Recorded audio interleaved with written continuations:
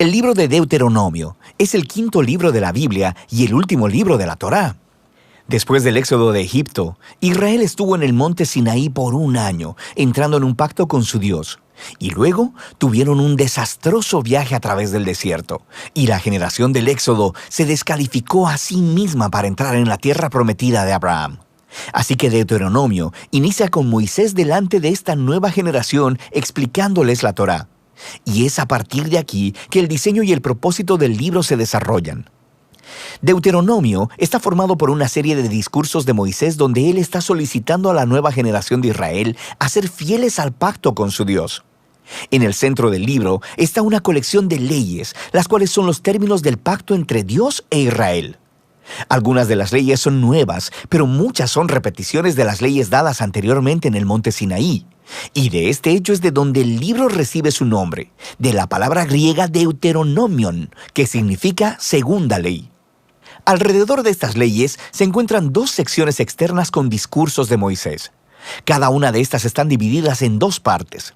Profundicemos y veamos cómo funciona todo esto.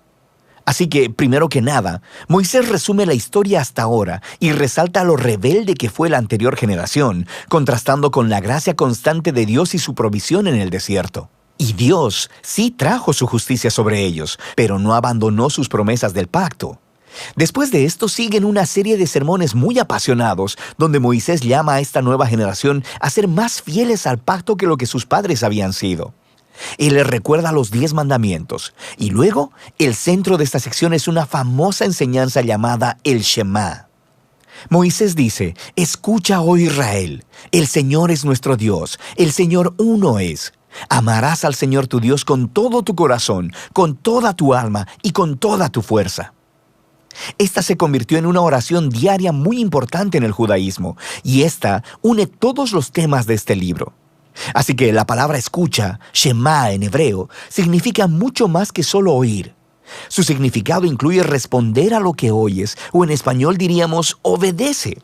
Y la palabra amarás en hebreo también significa mucho más que solo una emoción o sentimiento. Se trata de una decisión devota, de todo corazón a Dios, la cual involucra tu voluntad y tus emociones, tu mente y tu corazón. Ahora, para Israel su obediencia y devoción a Dios servían a un propósito mucho más grande.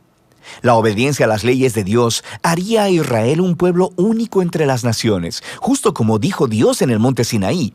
Ellos se convertirán en un reino de sacerdotes. Y Moisés ahora dice: ¿cómo? Israel tiene la oportunidad de mostrar al mundo entero la sabiduría y la justicia de Dios obedeciendo sus leyes. Y la otra idea clave en el Shema es que Israel estaba llamado a obedecer y ser devotos únicamente al Señor, o como literalmente dice en el hebreo, el Señor uno es. Ahora, tomando en cuenta el contexto, el punto central es que el Señor es el único Dios a quien Israel debe adorar y obedecer. Israel está a punto de entrar a la tierra de Canaán, donde las personas adoraban ídolos que representaban a todos los diferentes aspectos de la creación: el sol, el clima o el sexo y la guerra. Y en la perspectiva de Moisés, el adorar a esos dioses degrada a los humanos y destruye las comunidades. Pero adorar al Dios de Israel, quien es el Creador y el Redentor, esto guiará a la vida y a la bendición. Y así llegamos a la gran colección de leyes en el centro del libro, y estas están más o menos acomodadas por temas. Así, la sección inicial es acerca de la adoración de Israel a su Dios. Ellos debían tener un templo central donde el único Dios sería adorado. Y Dios también debía ser adorado mediante el cuidado que Israel proveyera a sus pobres. Por ejemplo, todos los israelitas debían apartar 1/10 de su ingreso anual para el templo, pero otro 10 debía apartarse cada 3 años y ser dado a los pobres. Y estas eran la clase de leyes que ponían a Israel en la vanguardia de la justicia en comparación con sus antiguos vecinos. Y todo estaba conectado con la adoración a Dios.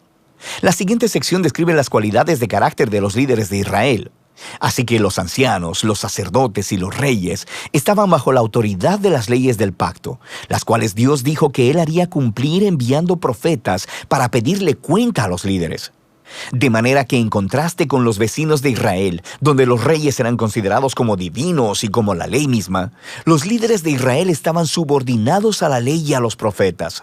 Lo que continúa es una larga sección de leyes acerca de la vida civil de Israel. Reglas sobre el matrimonio, la familia y los negocios, también sobre la justicia social, sobre su sistema social y cómo debían proteger a los huérfanos y a los extranjeros, y luego estas reglas concluyen con más leyes sobre la adoración. Ahora, aquí hay algunos consejos para leer todas estas leyes. Recuerda, primero que nada, que estos son los términos del Pacto del Sinaí dados específicamente al Israel antiguo, quien vivía en una cultura que es muy diferente a la tuya. Y en segundo lugar, no será útil que compares estas leyes con las leyes modernas de una cultura muy diferente. Más bien, estas leyes fueron dadas para apartar a Israel, así que debemos comparar estas leyes con las de los vecinos de Israel, como Asiria y Babilonia. Y cuando haces eso, de repente, las leyes que parecen duras o extrañas se hacen mucho más claras. Puedes darte cuenta que Dios está empujando a Israel a un más alto nivel de justicia que el que se conociera hasta la fecha. Y finalmente, intenta discernir los principios centrales de sabiduría o justicia que están debajo de cualquier ley en particular, y descubrirás algunas cosas bastante profundas. Así que aquí tienes una tarea para obtener créditos extra. Ve a ver cómo el apóstol Pablo hace esto en su primera carta a los Corintios, capítulo 9, versículo 9, y él cita una ley de Deuteronomio capítulo 25, versículo 4. Es muy interesante. Volvamos a Moisés. Después de abordar todas estas leyes, emite el reto final de que Israel debe escuchar y amar a su Dios. Él emite primero una advertencia y un ultimátum. Si Israel escucha y obedece a su Dios, todo irá genial. Habrá mucha bendición divina. Pero si ellos no obedecen y se rebelan, habrá hambre, plagas, devastación y eventualmente exilio de la tierra. Y luego Moisés los obliga a tomar una decisión.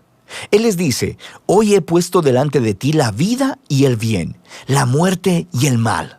Escoge, pues, la vida para que vivas tú y tu descendencia, amando al Señor tu Dios y escuchando su voz.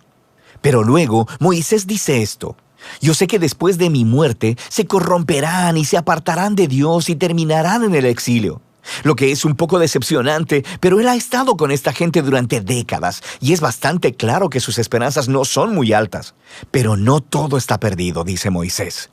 Un día, cuando Israel esté en el exilio, en algún punto, dice Moisés, ellos pueden volverse a Dios, quien ha dicho con sus propias palabras que circuncidará sus corazones para que puedan amarle con todo su corazón y toda su alma y así tengan vida.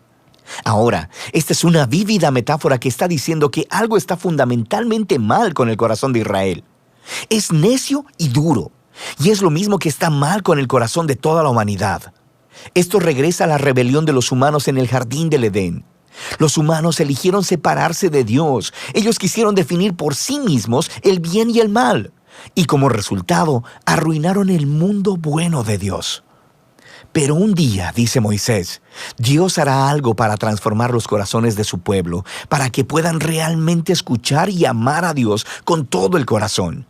Y entonces serán llevados de vuelta a la vida verdadera. Esta es la promesa que retoman los profetas bíblicos posteriores, Jeremías y Ezequiel, la esperanza de un nuevo corazón. Así que Moisés termina su discurso con un poema de advertencia y luego de bendición.